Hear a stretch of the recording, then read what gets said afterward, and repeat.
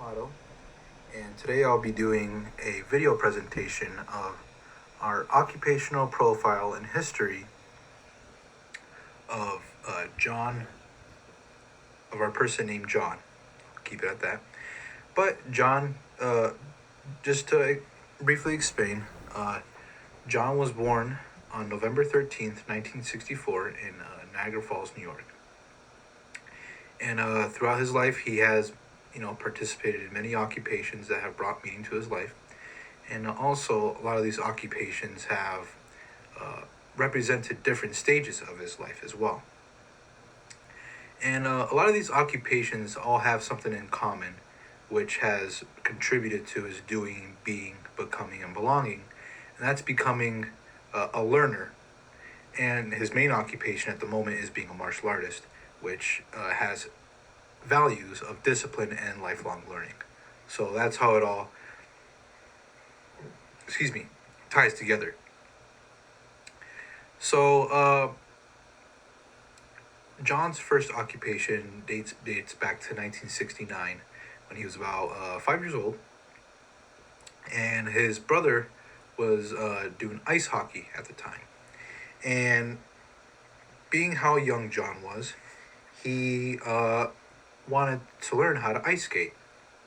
So his stepbrother would bring him to an ice skating rink called the Hyde Park Ice Skating Rink.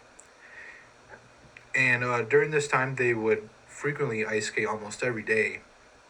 So so John can learn how to ice skate. And a meaningful, or not a meaningful moment, but a unique moment that he recalled is he was getting a little too smart with his ice skating skills, and he eventually slipped and fell and cracked his head open. And but during that time, the first aid team did come to him, and they helped him get back out into the ice skating rink. But all during that time of him being, participating in the ice skating occupation, is that the doing of him being in that occupation contributed to his becoming of being a lifelong learner. And then as time moved forward, he moved out to the country to go into a foster home. And during this time, he engaged in many occupations that kind of served as like an umbrella, but the main thing was him being an outdoors person. So there were many things, or many activities, occupational activities that he did that contributed to him being an outdoors person, and that was like fishing and hunting and like just gathering, just playing in the woods in general. But so he was still a young child at this time, so he wasn't allowed to shoot a gun or anything of that sort. But he was allowed to learn from his foster father. So his first experience of hunting, he would learn how to hunt pheasants.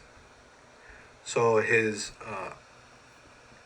what he would do, he would go out with his foster father, and they would bring their dog with them, which was also a hunting dog, and they would help scare the pheasants to fly up into the air, and that would create an easier target for his foster father to shoot.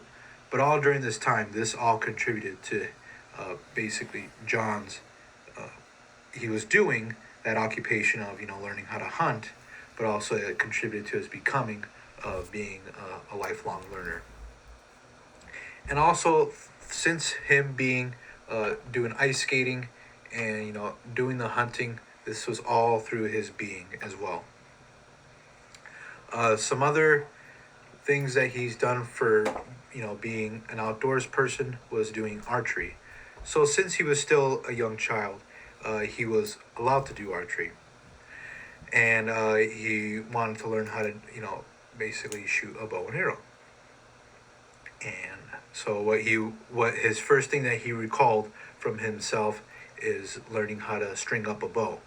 And through stringing up a bow, you would grab the wooden part and bend it and string up the part, and that's how what's called a recurve bow is made.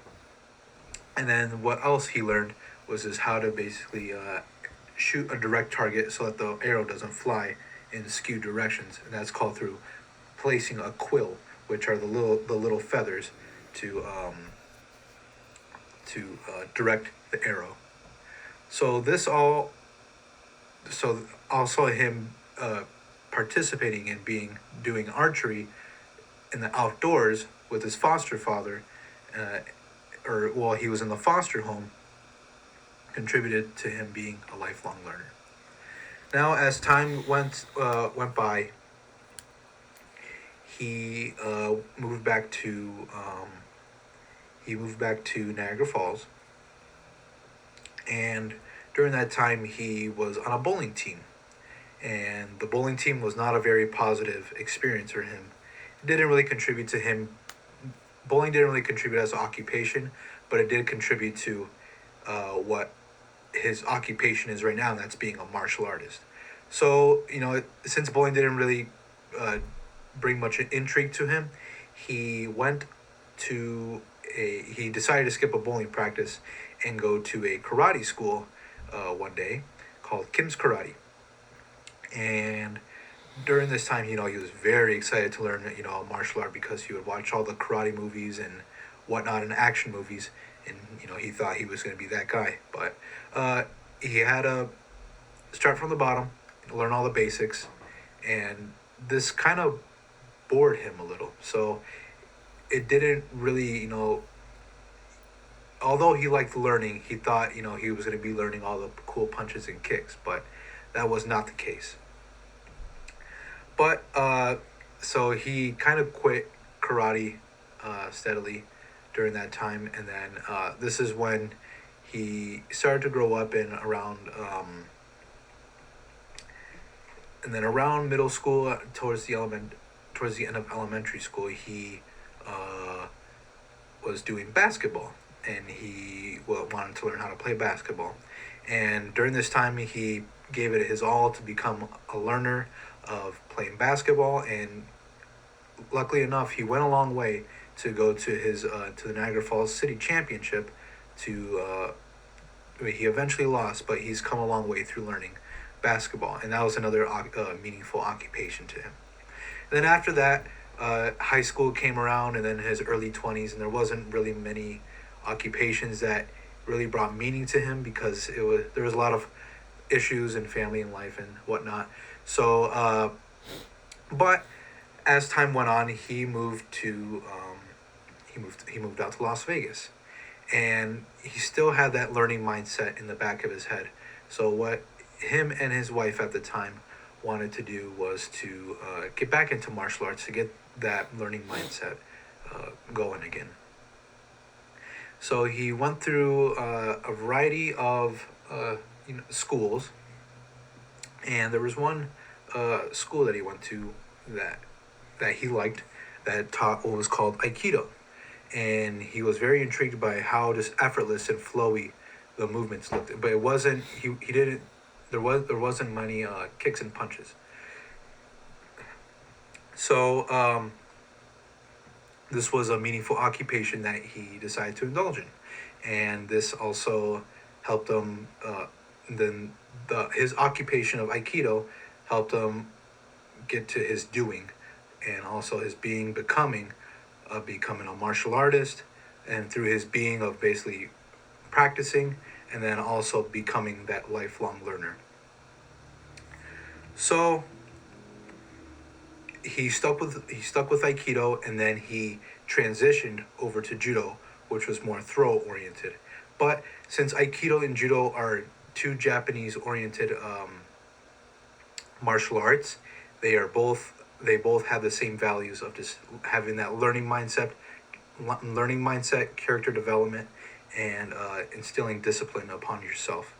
So this is what he did throughout his life, of basically doing, being, and becoming, and then also just how right now, as of now, him being 60 years old, he's still belonging with that learning mindset and how he participates in martial arts. But as of now, he every Friday, since his body is becoming a little bit more sensitive to impact, he still participates in judo every Friday, and he always keeps that learning mindset within him, as well as just having judo as just a leisure activity.